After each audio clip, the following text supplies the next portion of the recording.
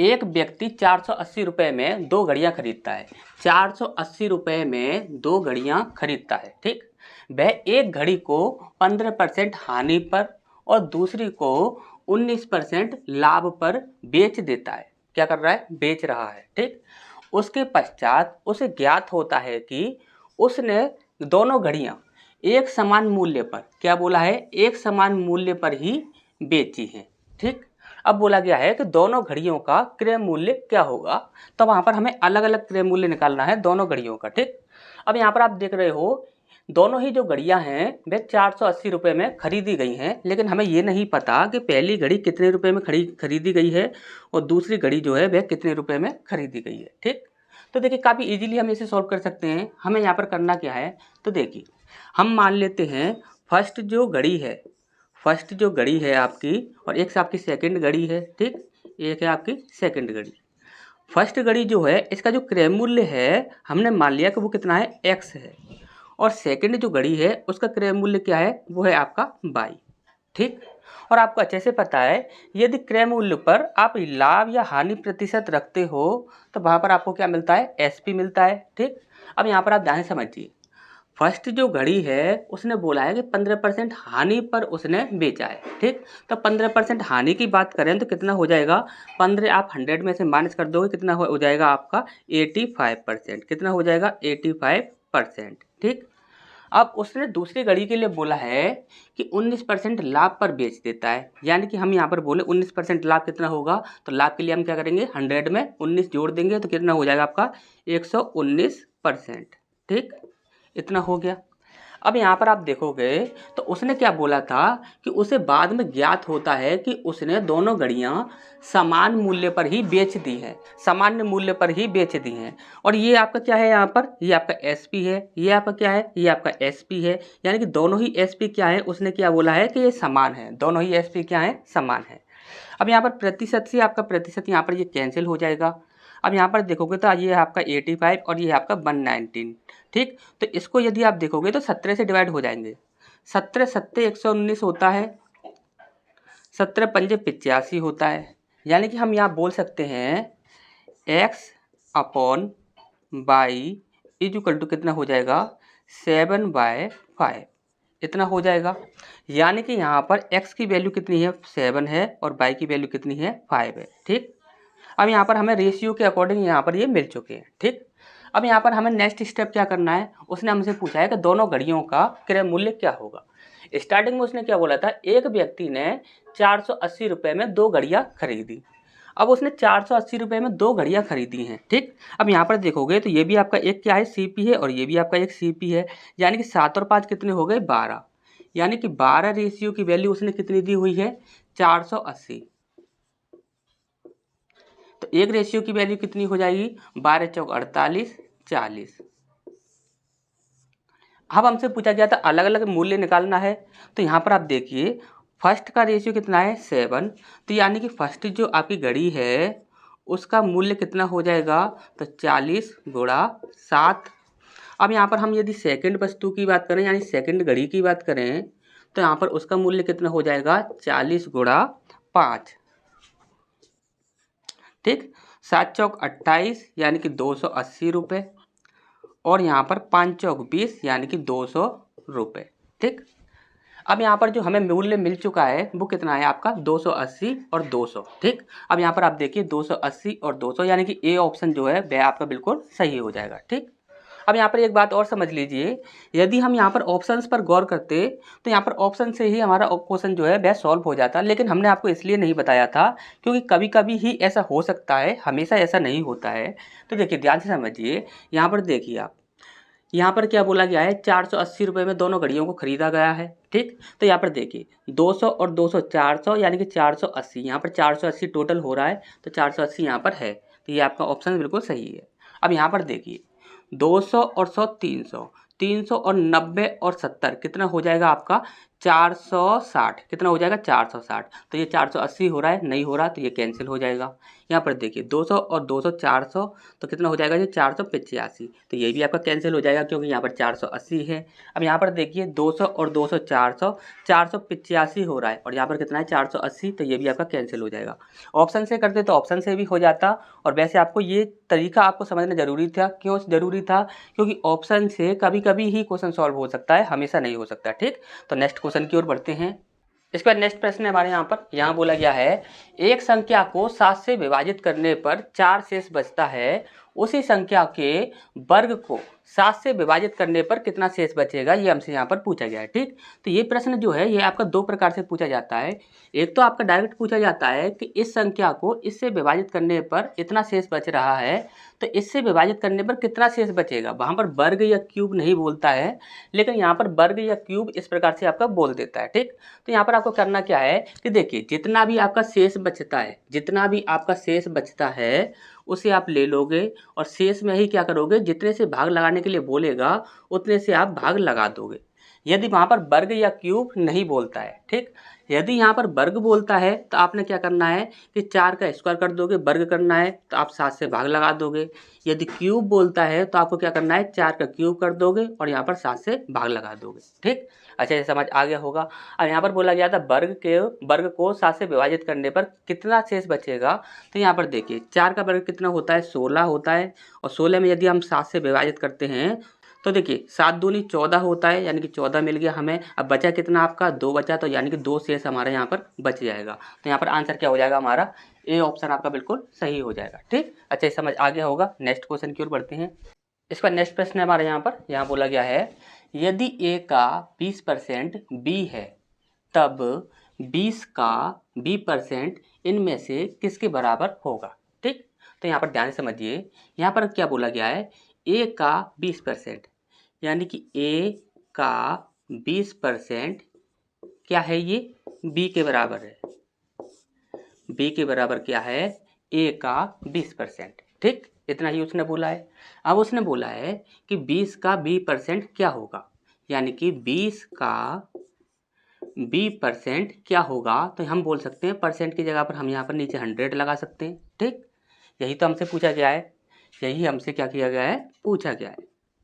अब यहाँ पर आप देखिए b की जगह पर हम इसे रख सकते हैं, तो आप बोलोगे बिल्कुल रख सकते हैं क्योंकि b का मान है ये आपका। तो यहाँ पर हम बोल सकते हैं कि 20 इंटू बी की जगह पर हम रख देंगे a इंटू 20%, ठीक, अपॉन 100।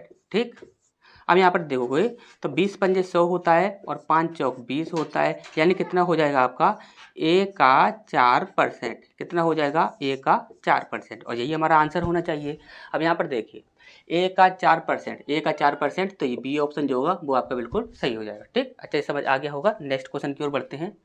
इसके बाद नेक्स्ट प्रश्न है हमारे यहाँ पर, यहाँ बोला गया है एक बाइक के मूल्य में 10% की वृद्धि की गई। कितने परसेंट की, 10% की वृद्धि की गई, और पुनः इसमें 8% की वृद्धि की गई।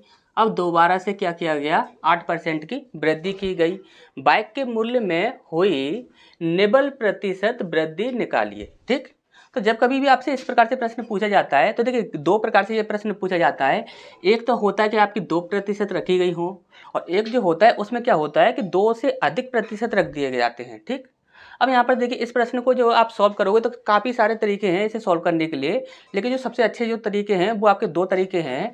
पहला क्या है कि पहला आप इसका सक्सेसिव निकाल सकते हो। सक्सेसिव कैसे निकालते हैं, तो आपको अच्छे से पता है कि x plus y plus x into y और अपॉन 100। ठीक, ये आपका सक्सेसिव निकालने का तरीका होता है। ठीक, तो आप इससे कर सकते हो। और दूसरा जो तरीका होता है वो आपका सबसे अच्छा होता है, और वो अच्छा क्यों होता है, तो वो इसलिए अच्छा होता है क्योंकि यहाँ पर देखिए सिर्फ 2% दी गई हैं, तो 2% के लिए तो आप इसमें एक बार में रखकर इजीली निकाल सकते हैं। ठीक, फिर आपका जो भी निकलेगा, यदि 3% रखी गई हो तो वहाँ पर क्या करना होगा कि जो भी निकलेगा फिर उसे आप दोबारा से निकालोगे, तो 3% के लिए ऐसा करना होगा।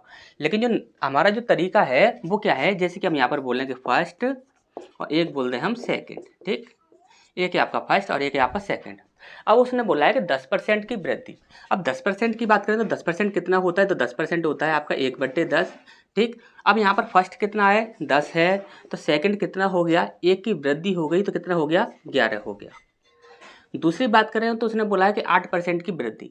8% की वृद्धि का मतलब क्या होता है, 8% का मतलब होता है आपका 2/25। कितना होता है, 2/25, यानी कि फर्स्ट मूल्य कितना है 25, तो यहाँ पर सेकंड कितना हो जाएगा, 2 की वृद्धि हो जाएगी तो 25 और 2 27, कितना हो गया 27। ठीक, अब यहाँ पर ये सेकंड तरीका जो है ये आपका अच्छा क्यों है, तो इसलिए अच्छा है क्योंकि आपकी कितनी भी प्रतिशत दी गई हो, 2, 3, 4, 8, 10, 20 कितनी भी दी गई हो, आप सबको एक साथ रख सकते हो यहाँ पर। ठीक, अब यहाँ पर आप ध्यान से समझिए।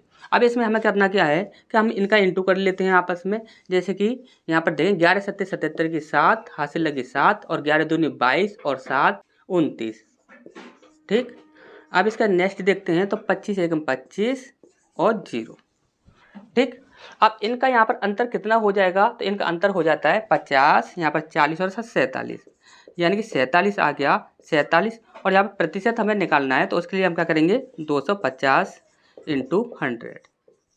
अब यहाँ पर 0 से 0, और यहाँ पर देखोगे 5 25 और यहाँ पर 5 दूनी 10, 7 दूनी 14 की 4, हासिल लगी 1 और 4 दूनी 8 और 1 9 बट्टे 5, तो 5 एकम 5, यहाँ पर 4 बचा, 5 अट्टे 40, 5 अट्टे 40, यानी कितना आ गया आपका 18.8%। ठीक, अब यहाँ पर यदि हम इसमें देखते हैं तो यहाँ पर देखिए सबसे पहले कितने दिया हुआ है 8%, 8 + 10, दूसरा 10 है ना, तो 8 + 10 + 8 × 10 बट्टे 100। ठीक, तो यहाँ पर हो जाएगा आपका 10 और 8 18, प्लस यहाँ पर आप देखोगे 0 से 0, ये कितना हो जाएगा 0.8, कितना हो जाएगा आपका 18.8%। ठीक, कैसा भी कर लीजिए आंसर तो आपका सेम आने वाला है, लेकिन 2 से अधिक प्रतिशत दिए गए हों तो यहाँ पर आपका थोड़ी प्रॉब्लम हो जाएगी। लेकिन यहाँ पर आपको हम कितनी भी प्रतिशत दी गई हों आप सबको एक साथ रख सकते हो। ठीक, तो यहाँ पर ये वाला आपका जो तरीका है ये आपका ज़्यादा अच्छा होता है, और वैसे तो और भी काफ़ी सारे ऐसे तरीके होते हैं जिससे कि ये प्रश्न आपके सॉल्व हो जाते हैं। ठीक, तो नेक्स्ट क्वेश्चन की ओर बढ़ते हैं। इसका नेक्स्ट प्रश्न हमारे यहाँ बोला गया है, यदि एक वस्तु का क्रय मूल्य जो दिया गया है वो दिया गया है 4,500 रुपये है, और विक्रय मूल्य जो दिया गया है वह 3,500 रुपये दिया गया है, तो हमसे हानि प्रतिशत यहाँ पर पूछा गया है। ठीक, तो बहुत ही ज़्यादा इजी प्रश्न है, बिल्कुल बेसिक है। तो यहाँ पर सॉल्व कर लेते हैं इसको भी, क्योंकि ये भी आपका RRB ग्रुप डी 9/9/2022 में पूछा गया है। ठीक, तो देखिए इसमें आपको क्या करना है कि देखिए क्रय मूल्य ये है, विक्रय मूल्य ये है। अब इनका अंतर देखेंगे तो अंतर कितना हो जाएगा, तो अंतर 1,000 का हो जाएगा। ठीक, अब यहाँ पर क्रय मूल्य कितना है, तो 4,500। ठीक, प्रतिशत निकालने के लिए 100 से इंटू कर देंगे, 2 0 से 2 0 गया, तो यहाँ पर देखिए 5 से कट जाएगा, 5 नाम 45 और 5 दूनी 10, 0 0। अब यहाँ पर कितना आया आपका 200/9, तो 9 से आप इसे काट दोगे तो 9 दूनी 18 और 9 दूनी 18, 2/9, 22 सही 2/9 आ जाएगा आपका आंसर। ठीक, तो नेक्स्ट क्वेश्चन की ओर बढ़ते हैं। इसका नेक्स्ट प्रश्न हमारे यहाँ बोला गया है, ऊपर ने 980 रुपये में 18 खिलौने बेचे, 18 खिलौने बेचे गए हैं। ठीक, जिससे उसे 4 खिलौनों के क्रय मूल्य के बराबर हानि हुई। क्या हुई, क्रय मूल्य के बराबर हानि हुई।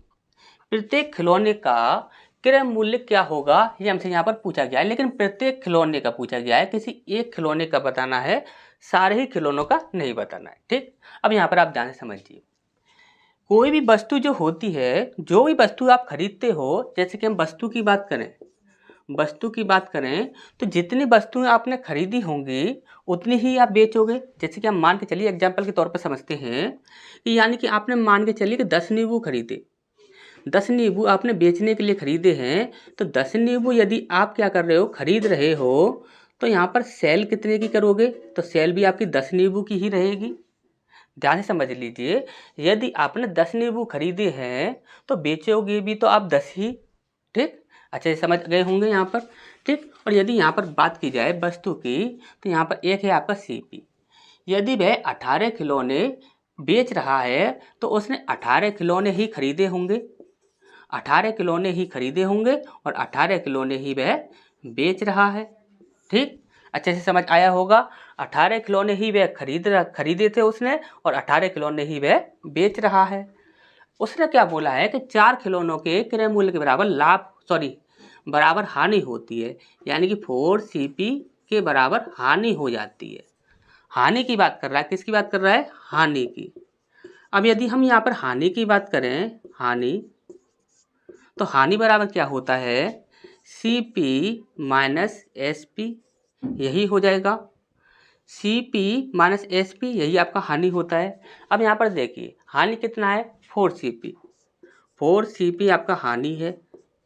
CP की वैल्यू कितनी है? 18CP। 18CP माइनस SP की वैल्यू कितनी है? 18SP। 18SP। अब यहाँ पर आप देखोगे तो जब आपका CP जब माइनस करोगे तो कितना बचेगा आपका? 14CP, और 14CP बराबर कितना हो जाएगा आपका? 18SP। इसे रेशियो में कन्वर्ट करने के लिए हम क्या करते हैं कि 2 से डिवाइड कर लीजिए, 2 सत्ते 14 और 2 नाम 18, ठीक। तो यहाँ पर CP अपॉन SP, इनका जो रेशियो निकलेगा वो कितना निकलेगा? 9/7। 9/7 ये आपका रेशियो निकल आएगा, यानी CP की रेशियो कितना है? 9 और SP का रेशियो कितना है? 7 है, ठीक। इतनी सी बात आपको अच्छे से समझ आ गई होगी। अब यहाँ पर हमसे पूछा क्या गया था कि प्रत्येक वस्तु का, देखिए यहाँ पर बोला गया था ऊपर ने 980 रुपये में 18 खिलौने बेचे हैं, यानी कि SP की वैल्यू कितनी है? यहाँ पर 7 है। तो यहाँ पर देखेंगे हम तो 7x की वैल्यू कितनी है? 7 रेशियो की वैल्यू है आपकी 980। x की वैल्यू कितनी हो जाएगी? 7 एकम 7, 7 चौक 28, यानी कि 140, ठीक। x की वैल्यू कितनी हो गई? 140। CP जो है उसका रेशियो कितना है? 9 है। तो 9 से हम देखिए यहाँ पर CP निकालेंगे तो यहाँ पर हम क्या करेंगे? 140 में 9 से इंटू कर देंगे। 9 इसका रेशियो दिया गया है तो ये कितना हो जाएगा आपका? 0, 14 नाम 126 होता है, 126, तो कितना आ गया? 1260। अब 1260 जो आया है वह सभी 18 खिलौनों का CP है। हमें किसका चाहिए? प्रत्येक का चाहिए। तो प्रत्येक का निकालने के लिए हम क्या करेंगे? इसमें हम भाग लगा देंगे 18 से और हमारा जो होगा आंसर मिल जाएगा। तो यहाँ पर देखोगे 18 सत्ते 126 होता है, 18 सत्ते 126 और 0, यानी कि 70 हमारा आंसर आना चाहिए, ठीक। तो अच्छे से समझ आ गया होगा। नेक्स्ट क्वेश्चन की ओर बढ़ते हैं। इसका नेक्स्ट प्रश्न हमारे यहाँ बोला गया है, यदि संख्या 6484/6 8 से विभाज्य है तो y का न्यूनतम मान क्या होगा, ठीक। तो आपको अच्छे से पता होगा, देखिए 2 से वही संख्या डिवाइड होती है जिस संख्या का अंतिम जो अंक होता है वह 2 से डिवाइड हो जाए। 4 से वही संख्या डिवाइड होती है जिस संख्या के अंतिम जो 2 अंक जो होते हैं वह 4 से डिवाइड हो जाएं। अब यहाँ पर यदि हम 8 की बात करें तो 8 से वही संख्या डिवाइड होती है जिस संख्या के अंतिम 3 अंक 8 से डिवाइड हो जाएं। 16 की बात करें तो 16 से वही संख्या डिवाइड होती है जिसके अंतिम 1 2 3 4 अंक जो हों वह 16 से डिवाइड हो जाए, और इसी प्रकार से ये आपका सीरीज चलता रहता है, ठीक। अब यहाँ पर हमें क्या करना है? 8 से डिवाइड करना है इस संख्या को। अब ये संख्या जो दी गई है इसके हम अंतिम जो है वह 3 अंक ले लेते हैं। वो कितने हैं आपके? 4 और 22 और 6, ये 3 अंक आपके दिए गए हैं। अब इसको हमें क्या करना है? 8 से डिवाइड करना है। अब सबसे पहले आपको ये देखना है कि उसने पूछा क्या है। उसने पूछा है कि न्यूनतम मान क्या होगा। जब कभी भी न्यूनतम मान पूछा जाए तो आपको क्या करना है कि जो भी आपके ऑप्शंस दिए गए हों, विकल्प जो भी दिए गए हों, उनमें से सबसे छोटी संख्या से ही आपको यूज करना है। सबसे छोटी संख्या को सबसे पहले यूज करना है। कि देखिए यहाँ पर होता क्या है कि 2 ऐसे विकल्प हो सकते हैं जिनसे कि ये डिवाइड हो जाए, लेकिन उसने पूछा है कि न्यूनतम संख्या कौन सी होगी। तो न्यूनतम के लिए हमें सबसे छोटी से ही स्टार्ट करना है, और यदि अधिकतम दिया गया हो तो वहाँ पर आपको सबसे बड़ी से स्टार्ट करना है, ठीक।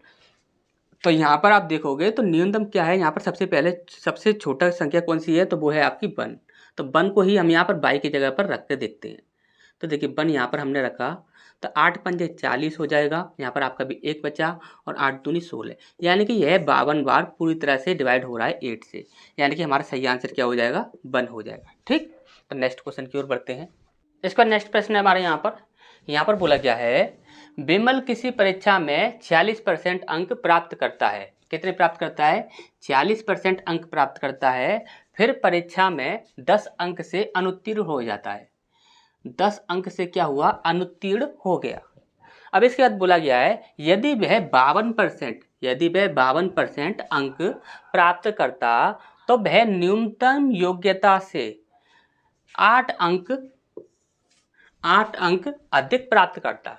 क्या करता, अधिक प्राप्त करता। तो परीक्षा में उत्तीर्ण होने के लिए न्यूनतम अंक जो होंगे वो हमसे यहाँ पर पूछे गए हैं। ठीक, न्यूनतम अंक ही यहाँ पर हमसे पूछे गए हैं।